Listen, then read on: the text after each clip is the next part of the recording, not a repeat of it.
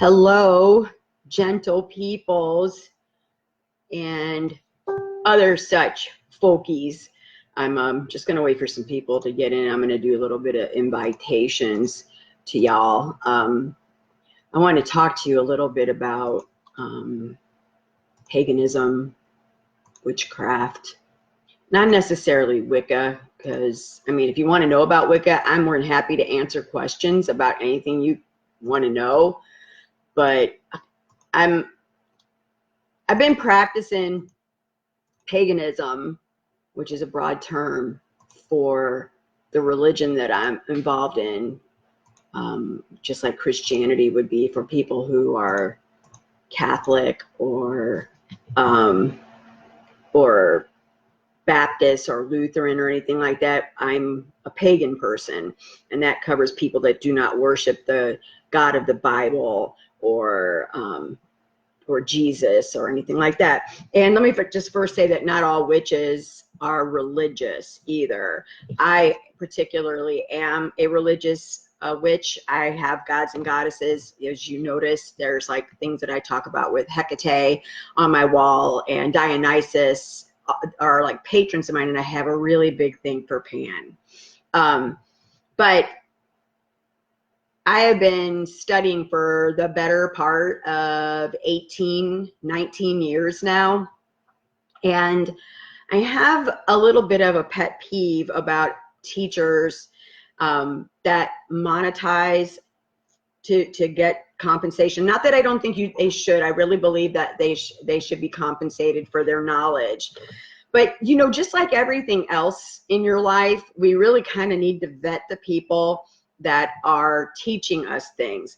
And I guess maybe because I'm a salesperson and I realize that using jargon might confuse people in real estate, I am really not a fan of somebody using ginormous words when they're trying to explain to people about the religious aspect of their witchcraft.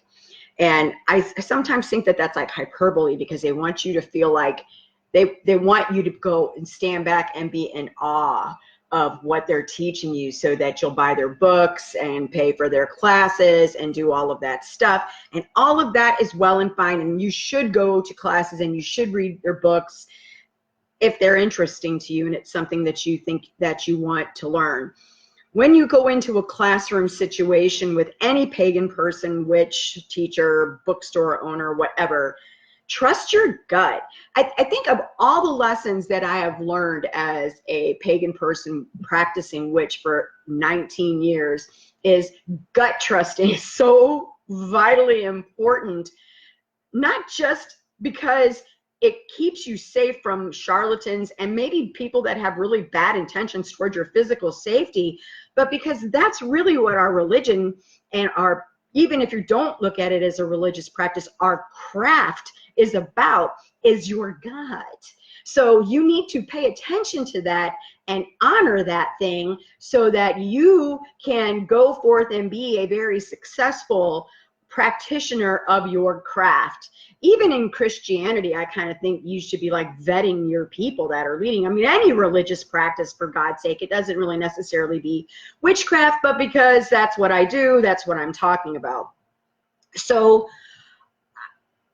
when I started in the craft 19 years ago, it was very, very hard to find books. It was hard to find groups. It was hard to find anybody to teach you anything about witchcraft or paganism or Wicca or anything. And the reason that was because, you know, people were being persecuted a lot for what they believed in. Plus, a lot of traditions are what they call oath-bound, meaning they can't speak outside of their group of people. So you can't, wasn't necessarily easy to find those people. So what I did was buy as many books as I could find in the Barnes and Noble, and I looked for other like stores and stuff that were close by. And luckily for me, there was a store really close by here in Port Richey, and I kind of went in there and I met the person. Him and I are still friends, and we run the Bradenton Pagans together. But I actually trolled his group. It was a Yahoo group he had, and I stole all of his members and brought them to be the first ones of Pasco Pagans when I started Pasco Pagans, when it was a Yahoo group in 2002. So I had a coven, I sure did, and I had a high priestess, but I learned a lot of stuff on my own by reading different books that resonated with me. It took me a long time because there are things inside of the books that, especially if you're a noob and you're going to go out in your yard on a full moon or some kind of spiritual holiday for witches or Wiccans, and the book says, cast your circle in the usual manner, and you've never done that in your entire life. You're like, what is that? What circle? Am I using a jump rope, or what am I doing? How am I making the circle? I don't understand. So I think I must have read, no kidding, like a dozen books before I found this book called by Scott Cunningham, called Guide to the Solitary Practitioner. And it was written like in the mid-90s, and Scott Cunningham's been dead for 30 years now. So if you got the book now, it would help you because he speaks in really like easy terms and explains exactly what he means when he says, cast your circle in the usual manner. He explains what casting your circle in a usual manner is. Now, I have picked up that book. I still have it and tried to look at it. And it's kind of cheesy and corny now because it's really old, but there's a whole lot of really good information in there. So yes, you can do things on your own. Please don't watch movies like The Craft or watch TV shows like Charmed or Sabrina and think that that's what we do, because we don't. I mean, I think some people think that we do. I've been to places where they've told me that like they actually had dragons, they saw dragons. Those are the crazy people. I'm just telling you, those are the crazy people. And use your inner voice to tell you. But you can learn a lot of stuff on your own. If it doesn't resonate with you, you don't have to use it.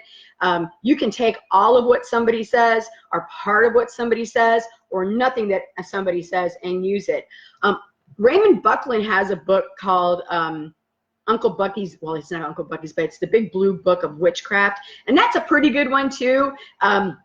It has it's like a workbook, and you work through it like you're trying to get your first degree. And if you don't have a first degree, you should go at least take the beginning class of somebody who's offering a first degree in witchcraft or Wicca, because it will give you the basics of what you're going to learn in that 1 year, and you can decide, do you actually really want to be like a part of this or not.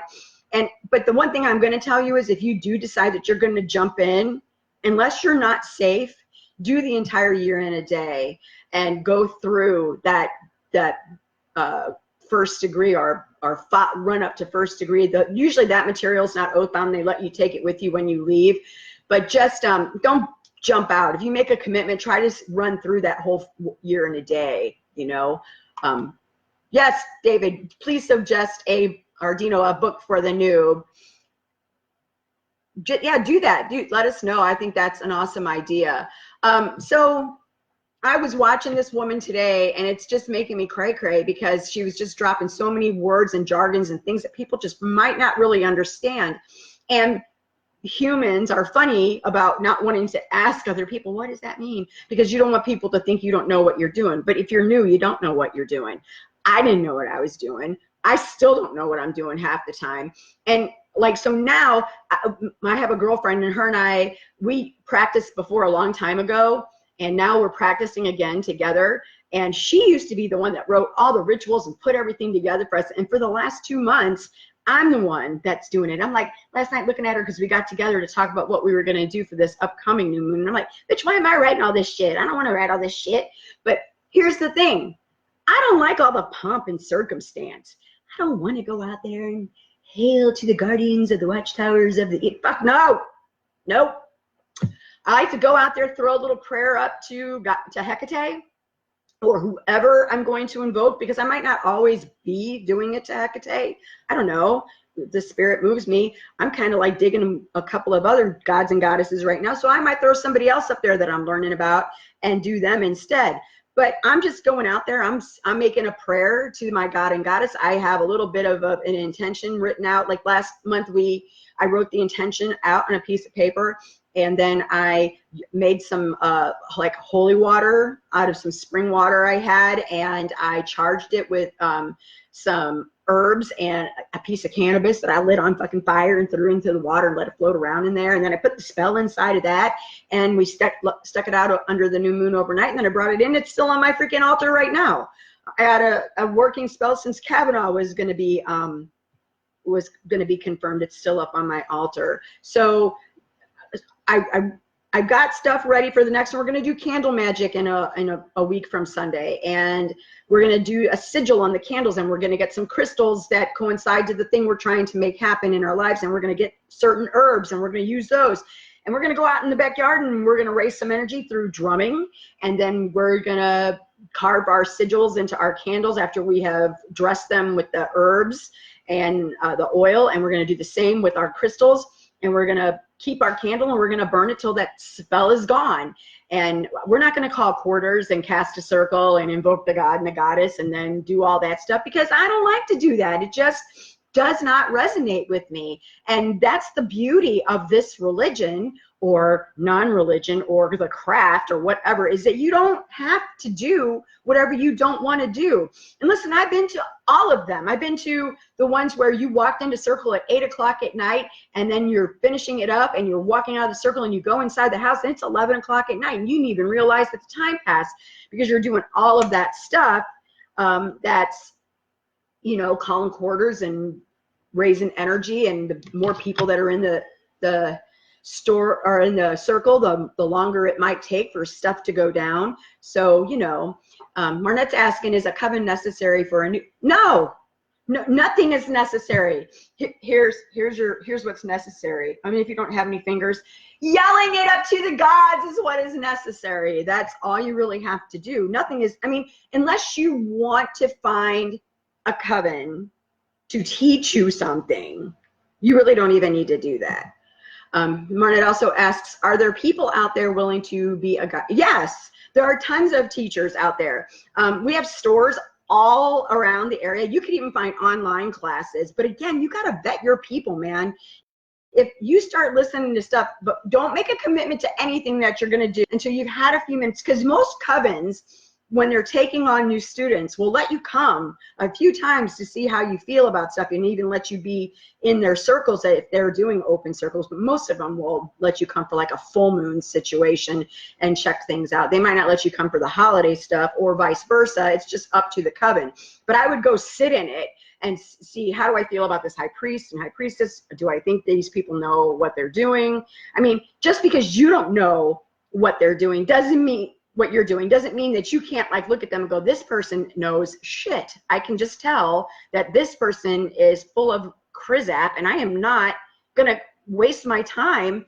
Because here's the thing with covens, all right? If you do this and you decide you're gonna go get your first degree someplace, and then that coven doesn't resonate with you, and then you decide, but I really do want to be in a coven really, really bad, and now you find another coven, most of the time, that other coven is going to make you go through their first degree again. And I don't have enough fingers and toes for the amounts of times that I've done the first degree.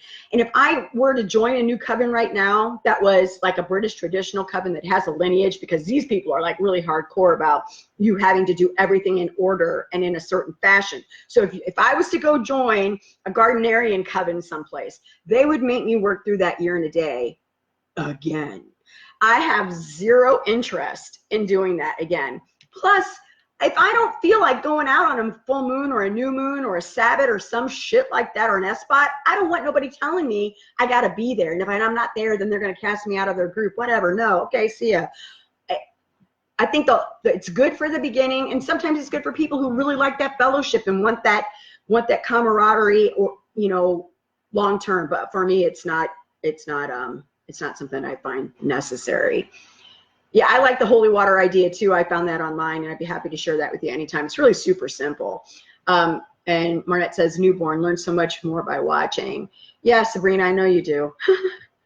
But, you know, you can learn a lot from the books and just doing this stuff. And if you haven't picked up that Scott Cunningham book, see if you can find it. I don't even know, it's probably not even in a Kindle edition, but you could probably get it in a paperback. I bet you Joner has a copy of it at her store.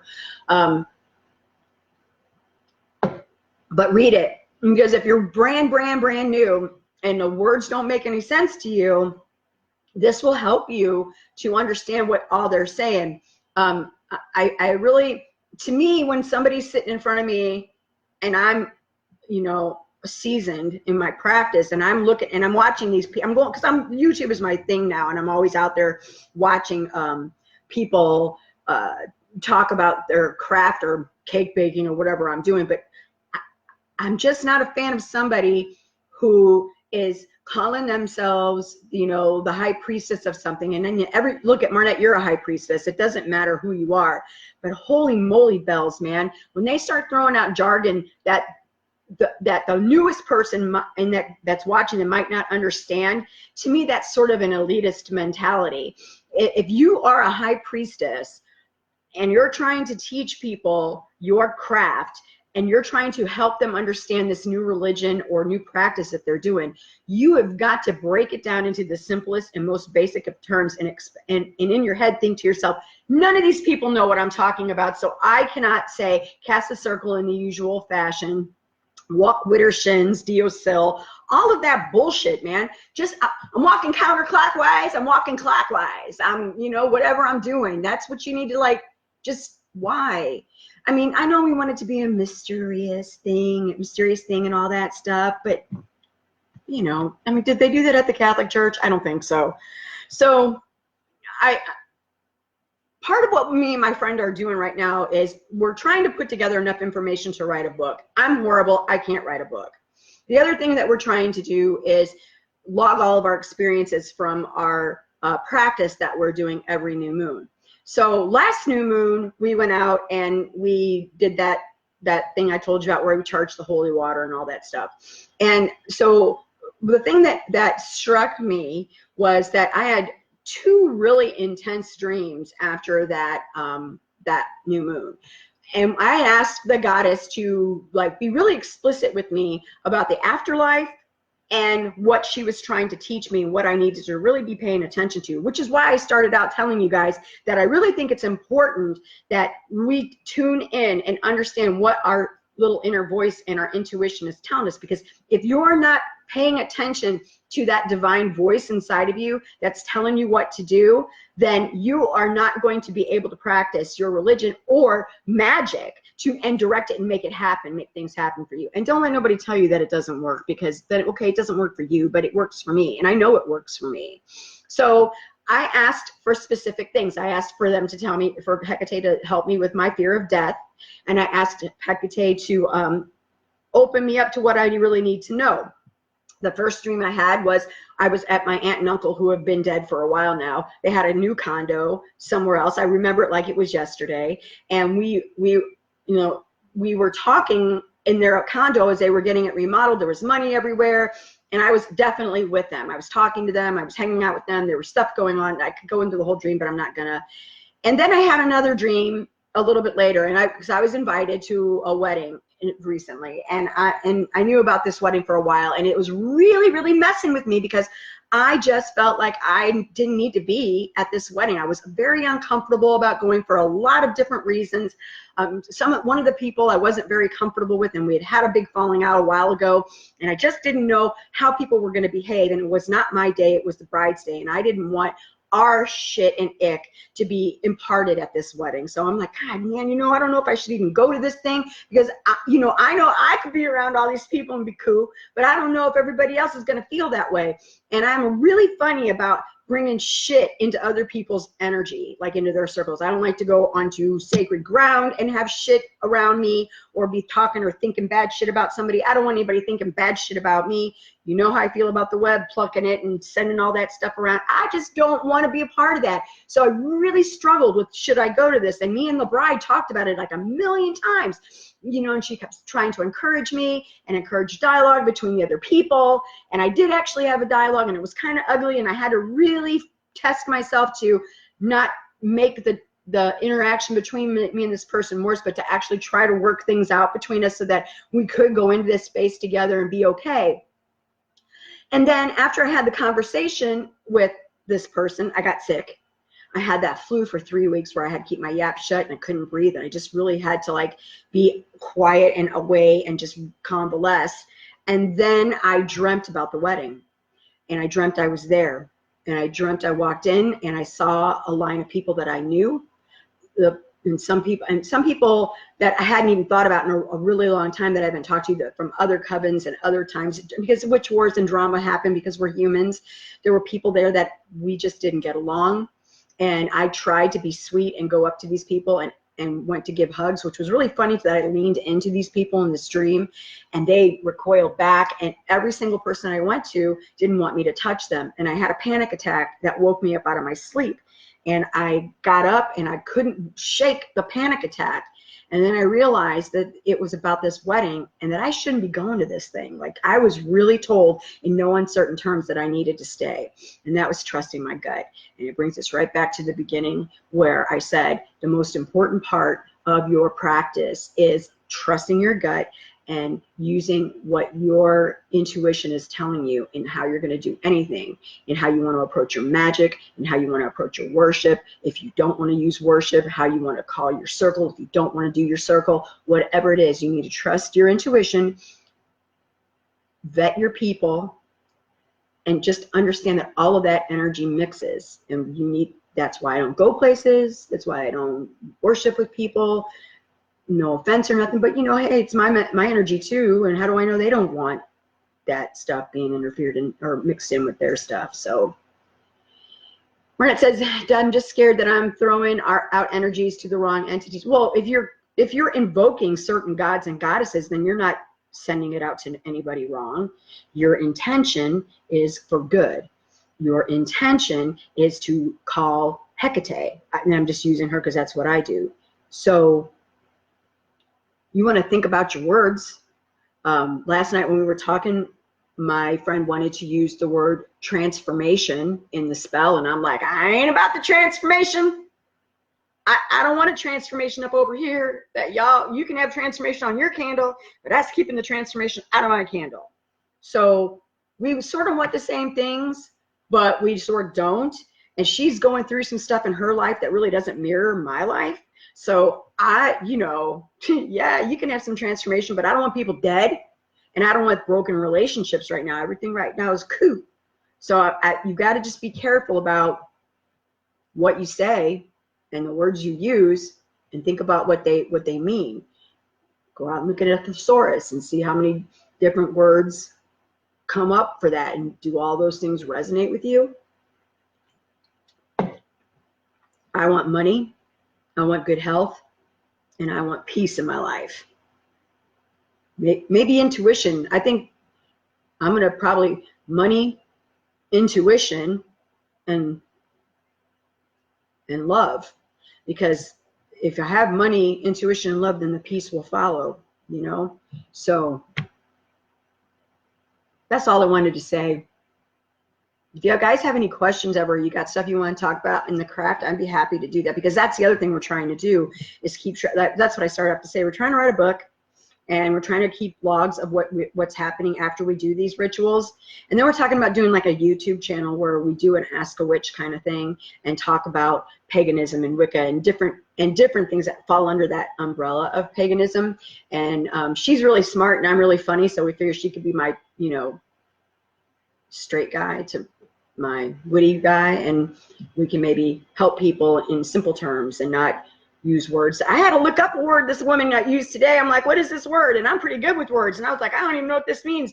And then I looked up the word, and it didn't have anything to do with what she was talking about. The word had something, it had nothing to do with the craft at all. I don't even remember what the word was now. It was just, so I was like, oh my God. I sent the video to my friend. I'm like, what is this? It reminded me of like one time back in the 90s. I don't know if y'all know who this guy is in the Christian world. His name is Benny Hinn. He's really kind of cray-cray.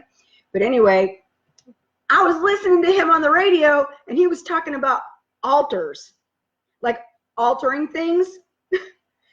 But the word in the Bible that he was referring to in this verse was altar, like the altar you pray at, not the like alter your clothing or alter your mindset. It was about an altar, and he was I'm like, how is this man got this ginormous church and getting all this friggin' money and have all these people, and he is taking this word completely out of context and wrong? You know what I mean? So, you know, so at least know what you're reading and know what it means. You know, I'm not going to use a word that I don't understand what it means, because I don't want to look like a dummy. I can do that easily without trying to tell people some shiz. Sure, Mary. I mean, yeah, one of these times we might have to have you on. Me and Michelle are like really considering this whole YouTube channel, because we can do it in 2 places. I got a whole bunch of really cool microphones because I live in a recording studio. So that's what we're gonna do. I just want to take things down to basics, and also kind of because I want people to not be so afraid of what other religions do, you know? So people that are really hardcore Christians are really kind of terrified of people that are pagan. And I really think that we need to like try to change that. We got enough fear and distrust of everybody right now. And if you're going to be scared of me just because I pray to Hecate and you pray to Jesus or whatever, I mean, we got to stop that.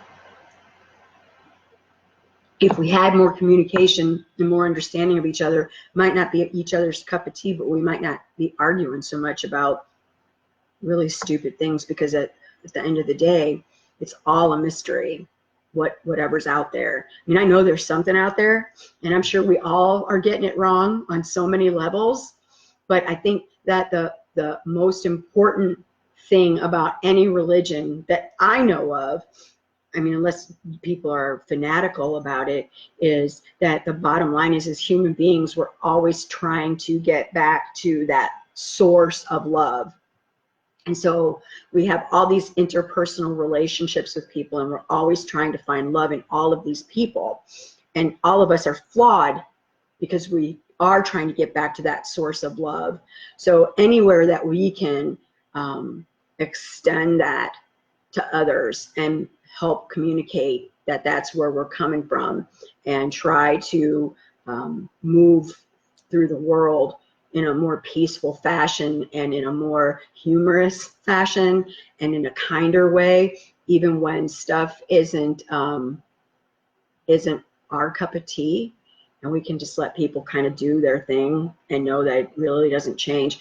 I mean, I know that what I believe isn't what some people believe, and I don't think that because I believe that Hecate is the goddess, or that divine is a multifaceted thing, that just because somebody believes that Jesus is the only way to God, that doesn't lessen my belief or negate anything about Hecate, Dionysus, or Pan. So I just don't understand why it would have to negate anything. Somebody who is a hardcore Jesus-loving Bible person, how does what I believe have anything to do with your beliefs? It's not going to negate or take away from that religion, because ultimately we don't know. They don't know if I'm right. I don't know if they're right. And the only people that do are the ones that have crossed the veil, and we can't ask them. So I think a little dose of kindness is probably the best thing that we can do in all aspects of our life. You know what I mean? If it really doesn't matter to you, if it's not something that resonates with you, if it's not something you want your family to be involved in, then that's a conversation for you with your family and yourself and your gods. And you just kind of need to let people do whatever it is they're going to go do. And as long as nobody's hurting anybody, I don't see how it's anybody's business. And I don't see how that fosters love and care and kindness. I just don't. So anyway, that's it. If you guys have anything you want to talk about any other time, just message me or put it on my wall, and I'll be happy to go live and talk about it. And honestly, I could even bring people on and we can have a dialogue about it. I just got to go live on my my phone instead. But yep, that's that. Have a good day.